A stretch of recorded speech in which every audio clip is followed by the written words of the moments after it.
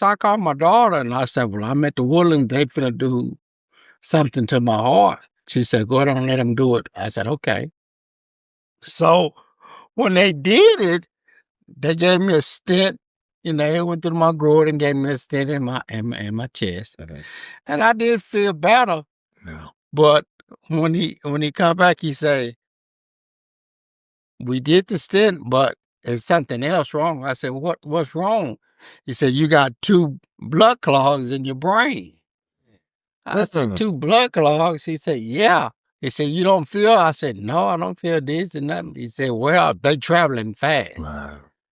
I said, okay. He said, so we're going to keep you, monitor you. So they did. So the next day, I went and did another scan. They did a brain scan. Right. He come back, he said, well, we have to stop the blood clots. They're moving faster than we thought. Uh-huh. So once again, I told my daughter, she said, go ahead on and let them do what they need to do because I'm not a doctor. Right. I said, okay. So next thing I know, they did it. I ended up in the hospital 8 months. Damn. And when I came through, I got up and was getting ready to walk off the bed. He said, you can't walk. I said, why not? I walked in here. Yeah. He said, we just did brain surgery on you. Wow. I said, brain surgery? He said, yeah, Mr. Spencer, we cut your head open. Wow. And we stopped the blood clot, but one of them was drying up and it already dried up, so we can't do nothing to it. So we had to, take it out, take that part of my nerve out. So I'm really shocked. And he said, we had to cut your head open. Yeah. So they cut me from here all the way up to here. Right. I had 4 holes here in the top of my head, and I had 2 back here. Yeah. And I said, well, what's going on now? He said, you're in recovery. Right. Right. I said, okay. So they told me, they say, well, we lost you for 5 minutes. I didn't know. I said, what do you mean? He said, you flatlined. So I'm like, what is flatline? That means he said, your heart ain't beating. Right. So they was getting ready to go tell my daughter and my sister that I passed. Yeah. Well, he said something just told him to come back to the operating room. And when he came back, I was sitting in the middle of the bed, sitting straight up. So he dropped his phone. So I'm looking at him. I said, you dropped your phone? I didn't know if he was the doctor or not. He thought he saw a ghost. Yeah. So he said, you talking? I said, you hear me, don't you? Yeah, I'm talking. He said, I hate to tell you this, he said, but you flatline. And that's when I asked him, what is flatline? He said, you passed. I was getting ready to go down to tell your family that you didn't make it. But you sitting up in the middle of the bed, so that's what made me stand up. Yeah. Because I don't know, it's a machine hooked in the back of my head with a tube and it draining the fluid off my head. My head was big as a basketball. Man. That's how much fluid was on my head. Man. And my daughter said, well, Daddy, they cut you with a saw. They cut your head open with a saw and pull your head open. They had to get in that skull. Yeah. She panicked. She seen it? Yeah. She panicked. They told her what they did. They showed on film. They showed her. Yeah. And so that's when I got nervous. Then I said, oh, man, I hope I can bounce back from this. Right. So I started praying, Yeah. And I was in there 8 months. And I went from intensive care to ICU, from ICU to a private room. And then they took me to the medical center. So I'm saying, is something else wrong? I said, no, that's just where all the stroke patients be. I was in the medical center in Houston. So I said, okay. So I had to go to, therapy through the stroke units and all of that. And I couldn't walk. I couldn't do nothing. No. There was so much drama when I got over there. I hated that I went to the hospital. Yeah. because one of the nurses was fooling around with me. While she would come on and she would tie my hands to the bed. So I couldn't get up. Now, mind you, I got needles all through me, all in my neck, both sides of my neck. They go into the main artery. Yeah. To give me, see, I didn't know once you get like that, I had like 15 IVs in me.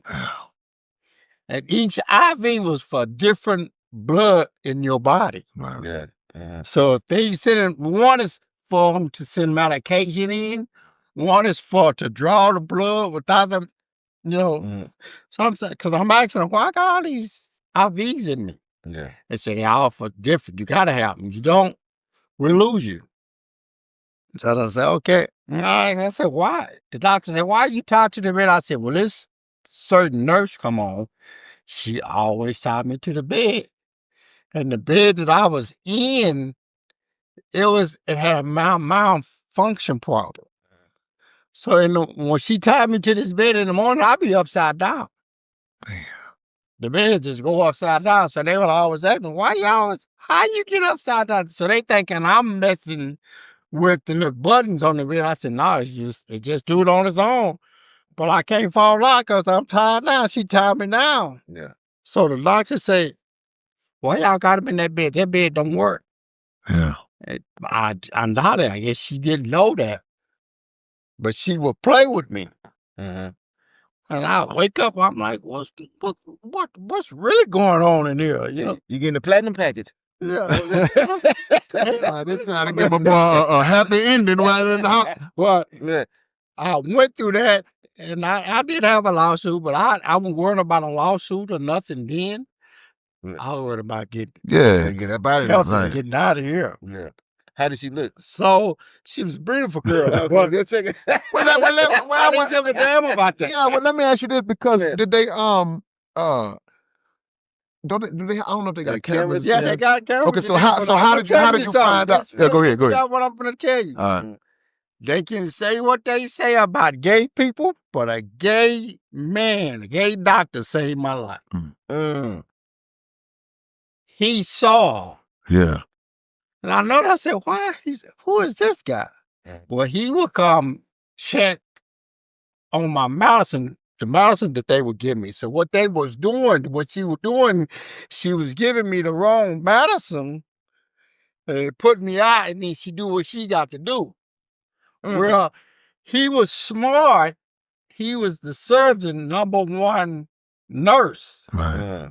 And he said, he looked at the computer, he said, he ain't supposed to be taking this medicine. Why are you giving him this? And his rung a bell in his head. So what he would do, he would come through to just check on me. And every time he come through to check on me, he'd see that. Yeah.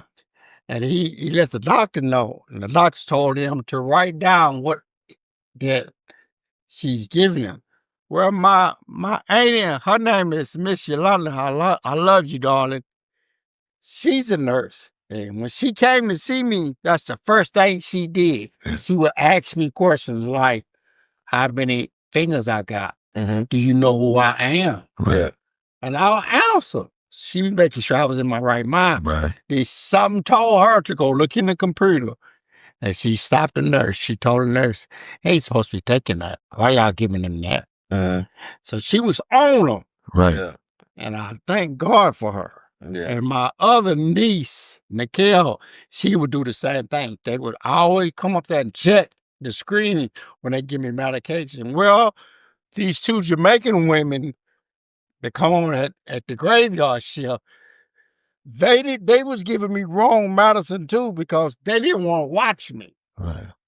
They just wanted to knock you out and so they could do what they do. Go back and go Right. to sleep. Right. And then they'll come back an hour later.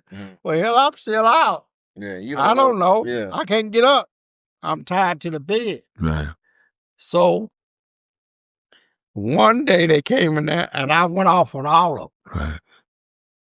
And so the hospital administration, all of them came in and asked me what's wrong. I said, something's wrong. They give me the wrong medicine. I'm tied to this damn bed. And I can't do nothing but sleep. why I'm sleeping like this. I shouldn't be sleep like this. And he said, you're right. And that's when that punk coming in and he said, Yeah. they don't want to watch it. Do you know I took 73 Catherine? Yeah. Wasn't supposed to. Right. I couldn't pee, I couldn't do nothing. Yeah. But I don't know.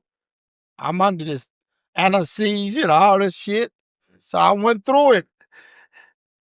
But God bless that dude because he saved my life. So what ended up being the repercussions for the nurse that was hot? What was the end result? They called me and said I wanted to proceed. I said, yeah. Right. Then I got to thinking, and my daughters, I got to thinking, they fired her. Okay. And when they come back and ask, do I want to pursue, I just let it go. And I wish you wouldn't have did that, man. Because you know why I said? Because negligence in the medical field is more prevalent than people really think it is. And not only that, they got the money, they got the resources. Yeah. So if they find her, she's lucky that all she received was termination instead of being prosecuted for doing that. Because my assumption would be that if she did that to you, you were the first. Or the last one. You would where she fired it, maybe she may not even be able to get on nowhere else, hopefully not. But you weren't the first person she did that to. So she's liable. And you're right, prosecuted. They fired her so fast. Yeah. I didn't see her no more. Right. And then the surgeon came in and said, she don't work it. And part of that was probably because in their mind, they like, we got to terminate her to disassociate ourselves. So because the lawsuit is coming. Yeah. So they like, see, we fired her. But I'd have went on, you may still have a case in there. Because I would have went on because like I said, it ain't like they don't have the money. You know, they don't like they don't have the money. Industry. I'd have went in on them so hard, I would still go in on because this is a place other than your own home, other than a hospital is supposed to be one of the safest places for you to be. But also it's your most vulnerable. You in a vulnerable state. You ain't never been in a more vulnerable state in your life than when you was in that situation. And the people that's supposed to be helping you are doing that nonsense. So man, I ain't gonna lie, Ryan. I would try to resurrect that brother, because that's insane. That's a sick individual to do. Man, it's your big brother K Reno. Look, man, the Underground Dialogue website.